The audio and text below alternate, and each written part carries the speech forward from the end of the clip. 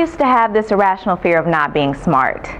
Not being dumb, just not having enough information to carry on a conversation. Like, in the middle of us talking, I'd have to secretly Google what we were talking about and pretend I knew all along. I mean, the thing is, I'm a pretty smart lady. My parents started reading to me when I was in the womb. So when I started school, I started in the 2nd grade. I could read and write in cursive, which made me so popular. Notorious, actually, with the 2nd graders. They hated my guts, right? But the thing about it was, I was just being myself. And I know what you're thinking, 2nd graders can't be that bad, right? It could be pretty bad. I got bullied every time the teacher left the room. They attacked who I was as a person. One girl who particularly hated my guts started a rumor that one of the teachers was sexually abusing me. Pretty bad. And ruthless 2nd graders grow up to be ruthless people. So what can you do about it? In that situation, I was smart enough to not let my mom know what was going on, because she would be at the school in a heartbeat. And she was so proud of who I was. She had this wall of awards in our house that was the first thing you saw as soon as you entered the door. I didn't want to take that from her. So what I did, instead of asking for help, was to shy away from my gift. Back then, I was what you called gifted and talented.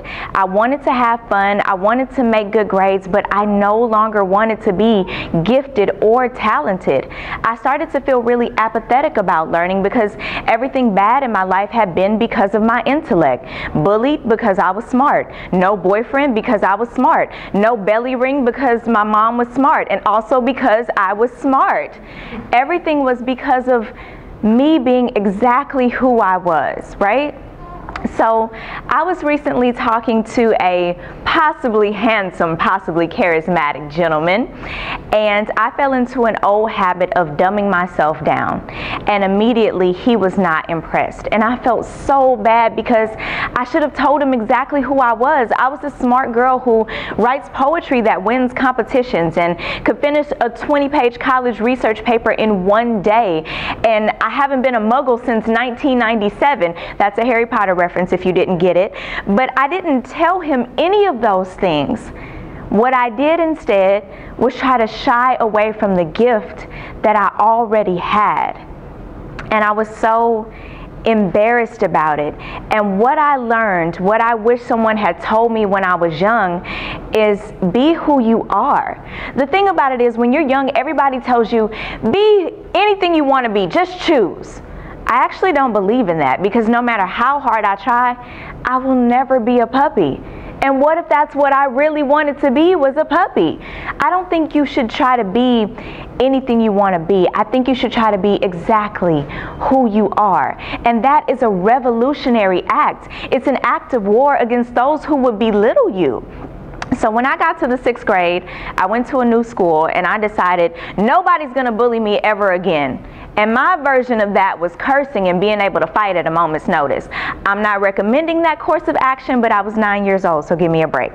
So the first day of school, a teacher noticed I can read well. And he asked me, get up and read in front of the class. And so I do. And I'm standing up there and I'm reading this passage. And this girl tells me, sit down and shut up, white girl, because I can read well.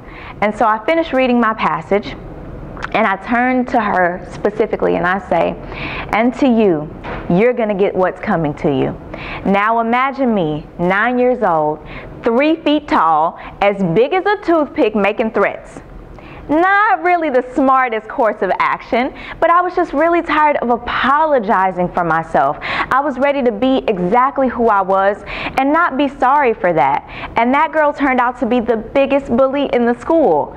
But she never attacked me because she sensed no cowardice.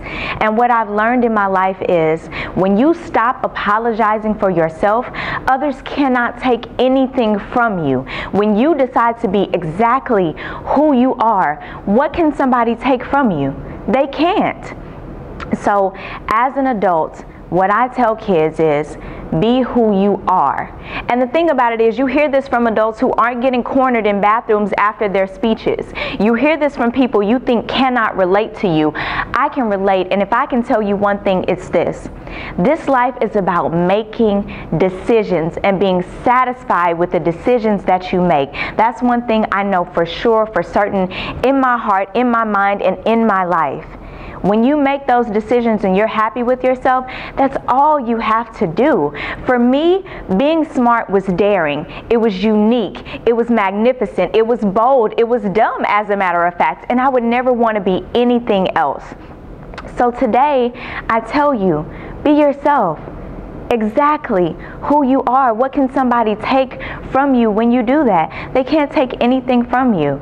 I've learned it. I've seen it. I've grown from it, as a matter of fact. This world has enough crash test dummies. They need the smarts that you can offer. Trust me, I'm a smart lady. I know.